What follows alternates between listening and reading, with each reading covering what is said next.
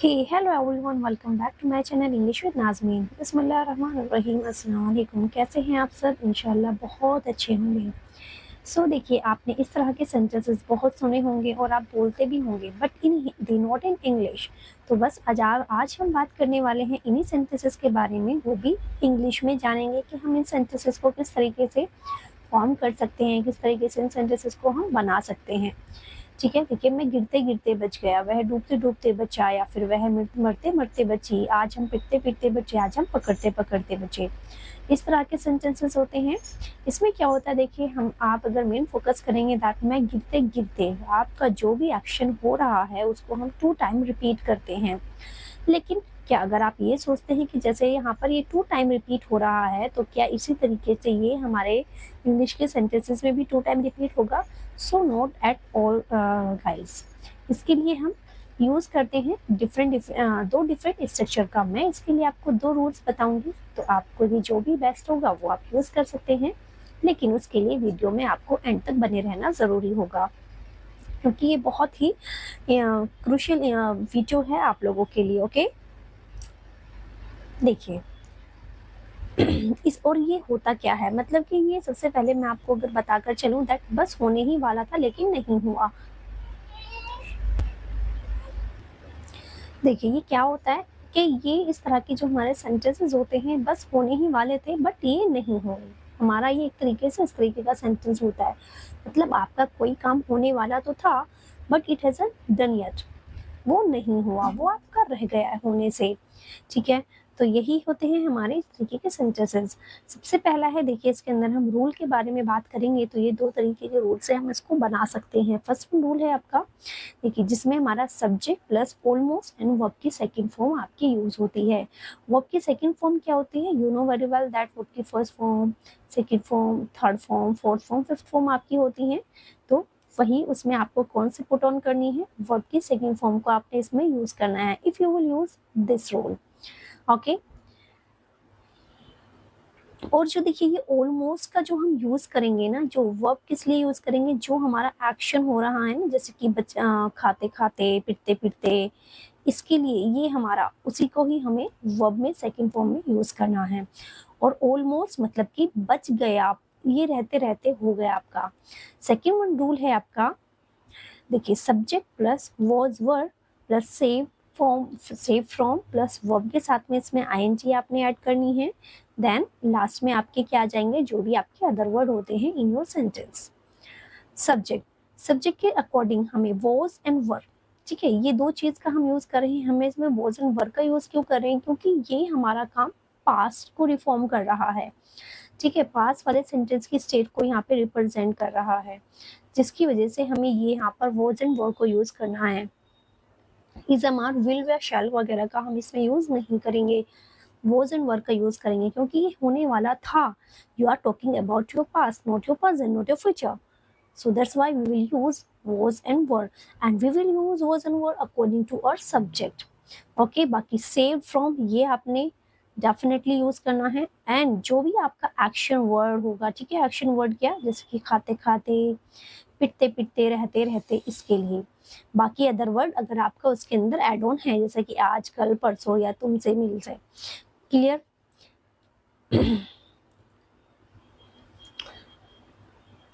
बाकी देखिए, जो हमारा ये सब्जेक्ट है, इसमें जो सबसे पहले मैं आपको इसको क्लियर कर देती हूँ। देखिए, जो हमारा सिंगुलर होंगे, जो हमारे सिंगुलर सब्जेक्ट होंगे, इसके साथ में हम यूज करेंगे, देखिए, अपना वॉज का। एंड जो हमारे प्लूरल होंगे, इसमें हम यूज करेंगे आपका वर का। और सिंगुलर और प्लूरल क्या होंगे वो मैं आपको आगे वीडियो में जरूर बताकर चलूंगी। देखिए, हम इन दोनों ही सेंटेंसेस को यूज करके अपने सेंटेंसेस को कंटिन्यू करेंगे। मैं गिरते गिरते बचा। आपको मेन फोकस पहले ये चेक करना आना चाहिए that what is subject in this sentence, what is verb in this sentence. Okay, जो ये हमारा बच्चा है, बच्चे के लिए हमने जस्ट क्या यूज कर लिया है? ऑलमोस्ट का फर्स्ट वन स्ट्रक्चर के अकॉर्डिंग अगर हम देखते हैं तो यहाँ पर मेन एक्शन वर्ड किसके बारे में बात हो रही है? गिरने के बारे में। गिरने को हम क्या कहते हैं? फेल। ठीक है, सो सॉरी, फॉल। बाकी आई ऑलमोस्ट फेल, मैं गिरते गिरते बचा, आई ऑलमोस्ट फेल।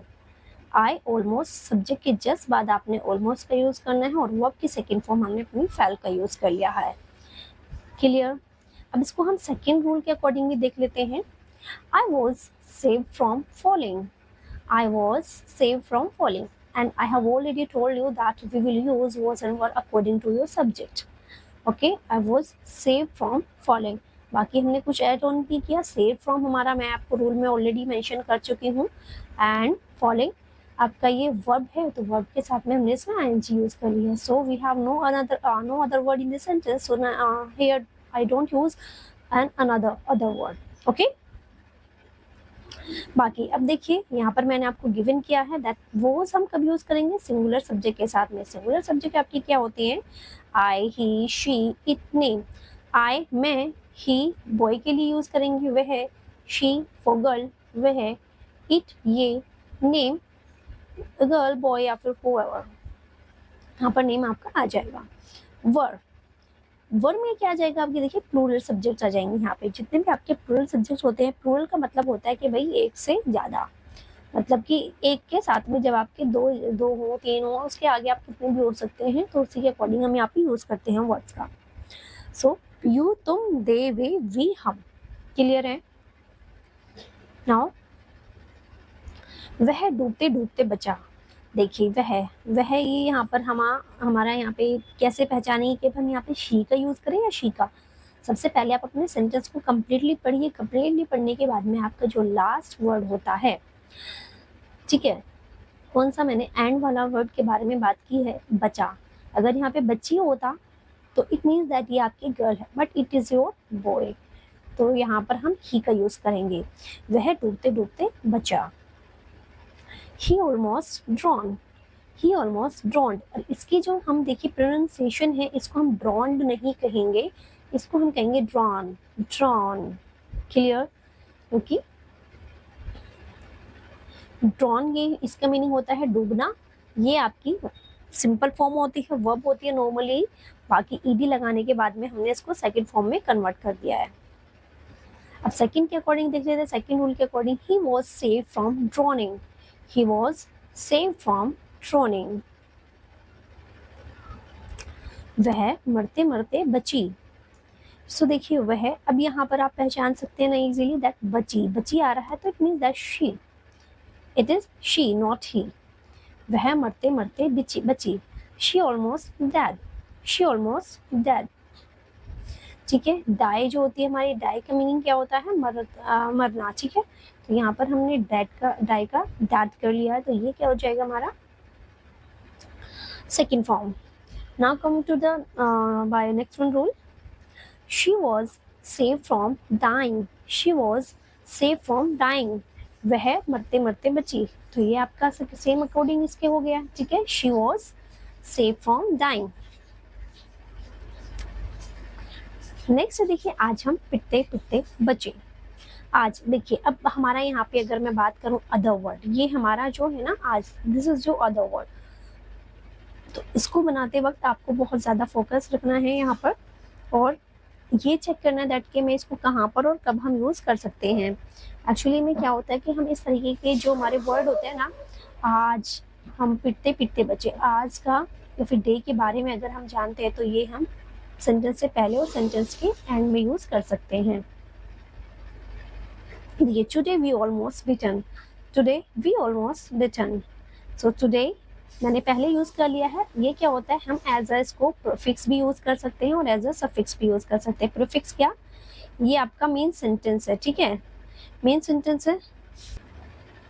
ओके, तो देखिए प्रीफिक्स क्या होता है, जब कोई सेंटेंस के पहले हम यूज कर रहे हैं, और सफिक्स क्या होता है, सेंटेंस के हम इसको एंड में यूज कर सकते हैं।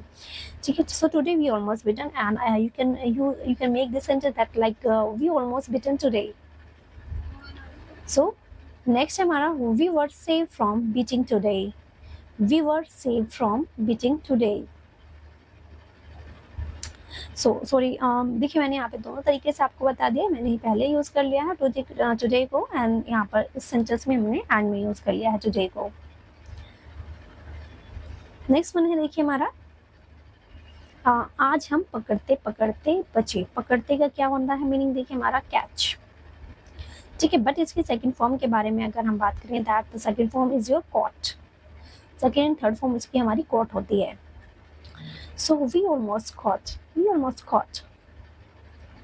Next one, we were save from catching.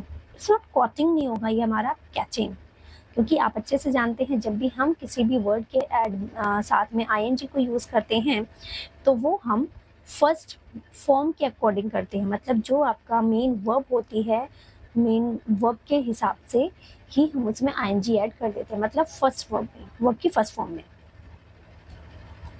Next है, मैं आज झूठ बोलते बोलते बच गई। देखिए होता है ना हमारे साथ भी कई बार देख के हम कहीं पर खड़े हुए हैं और वहाँ पे थोड़ा सा इस तरीके की कंडीशन है, सिचुएशन है, फिर वहाँ पे हमें झूठ बोलना पड़े, but we still safe. Okay, so I almost spoke lie.